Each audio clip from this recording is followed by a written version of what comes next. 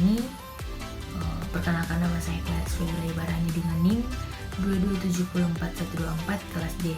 Saya akan memaparkan hasil tugas yang saya buat untuk memenuhi tugas dasar epidemiologi. Langsung saja kita kepada materi yang pertama. Jelaskan pengertian dari epidemiologi menurut A. Para ahli.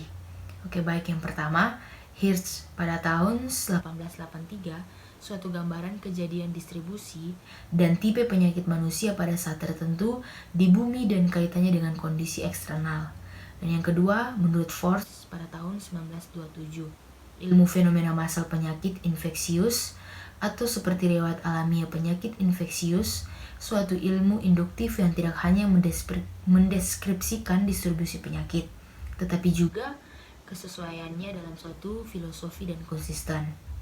Dan yang ketiga, menurut Grant Won pada tahun 1934, epidemiologi adalah studi penyakit sebagai fenomena massal. Dan yang keempat, Lilia Venn pada tahun 1957, epidemiologi boleh didefinisikan sebagai studi distribusi suatu penyakit atau kondisi dalam populasi dan faktor yang mempengaruhi distribusi ini. Dan yang kelima, Taylor pada tahun 1963, studi kesehatan atau penyakit dalam populasi penduduk. Dan yang keenam, pada tahun 1970, McMahon dan Puck mendefinisikan epidemiologi sebagai berikut. Epidemiologi mempelajari penyebaran dan penentu dari frekuensi penyakit pada manusia. Epidemiology is the study of the distribution and determinants of disease frequency in man. Dan yang ketujuh, pada 1983, International Epidemiological Association mendefinisikan epidemiologi the study of the distribution and determinants of health related stars of event in specific population and the application of this study to control of health problems. Epidemiologi adalah studi tentang distribusi dan determinan keadaan dan peristiwa terkait kesehatan pada populasi dan penerapannya untuk mengendalikan masalah kesehatan. Dan yang terakhir, Prof. Dr. Nur Nasari, Nur MPH pada tahun 2008. Epidemiologi adalah suatu cabang ilmu kesehatan untuk menganalisis sifat dan penyebaran berbagai masalah kesehatan dalam suatu penduduk tertentu, serta mempelajari sebab timbul masalah dan gangguan kesehatan tersebut untuk tujuan pencegahan maupun penanggulangannya. Dan yang berikutnya, menurut pendapat saya, epidemiologi itu adalah ilmu yang mempelajari distribusi frekuensi, transisi, dan determinan yang mempengaruhi kejadian penyakit dan masalah kesehatan lainnya, serta cara-cara menyelesaikan permasalahan tersebut.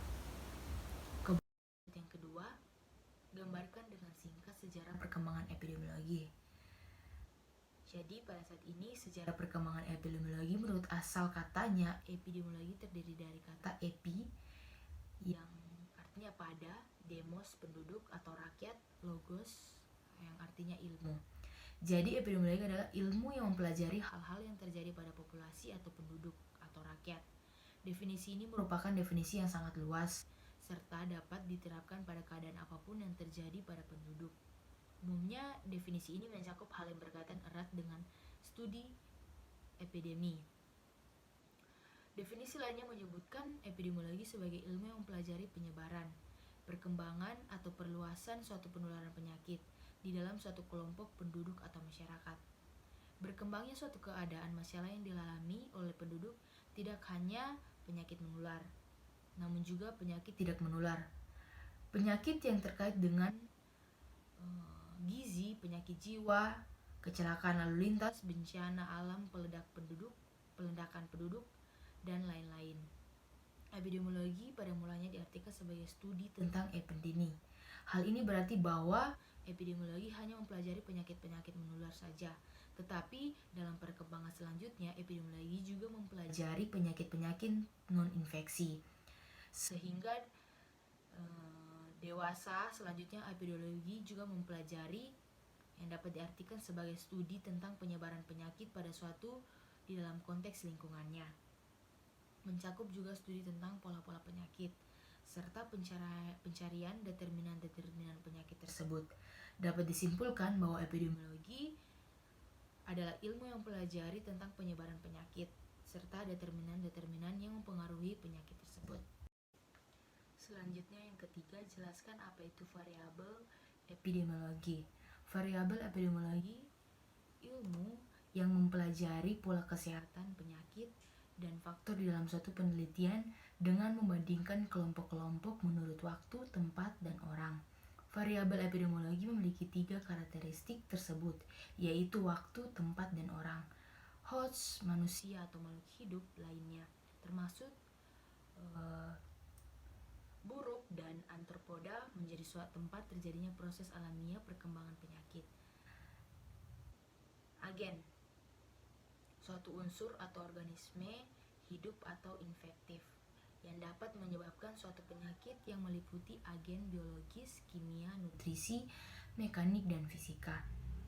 Environment merupakan bagian dari trias epidemiologi. Faktor ini memiliki peranan yang sama pentingnya dengan 2 faktor yang lain. Faktor lingkungan meliputi lingkungan fisik, biologi, sosial, ekonomi, topografi, dan geografis. Dan yang selanjutnya yang keempat, jelaskan tentang kasualitas penyakit. Secara umum, penyakit dapat digolongkan menjadi penyakit kasual dan penyakit simptomatis. Penyakit kasual adalah penyakit yang disebabkan oleh suatu faktor tertentu, misalnya disebabkan oleh bakteri atau virus, sedangkan penyakit simptomatis adalah kondisi yang menunjukkan gejala-gejala terganggunya kesehatan seseorang. Penyakit kasual dapat ditangani dengan pemberian antibiotik atau antimikroba, sedangkan obat AINS dapat digunakan untuk mengatasi penyakit simptomatis. Dan baik, yang terakhir, yang kelima, jelaskan tentang riwayat alamiah. Riwayat alamiah penyakit atau natural history of disease adalah gambaran tentang perjalanan waktu dan perkembangan penyakit pada individu, dimulai sejak terjadinya paparan dengan agen kasual hingga terjadinya akibat penyakit seperti kesembuhan atau kematian, tanpa terinterupsi oleh suatu intervensi preventif maupun terapeutik, sehingga penyakit terjadi secara natural. Pengetahuan tentang riwayat alamiah penyakit sama pentingnya dengan kasua penyakit untuk upaya penjagaan dan pengendalian penyakit. Dengan mengetahui perilaku dan karakteristik masing-masing penyakit, maka bisa dikembangkan intervensi yang tepat untuk mengidentifikasikan maupun mengatasi problem penyakit tersebut. Untuk membuat diagnosa, salah satu hal yang perlu diketahui adalah riwayat alamiah penyakit, natural history of disease. Riwayat alamiah penyakit adalah perkembangan penyakit itu tanpa campur tangan medis atau bentuk intervensi lainnya sehingga suatu penyakit berlangsung secara alamiah. Sekian dan terima kasih.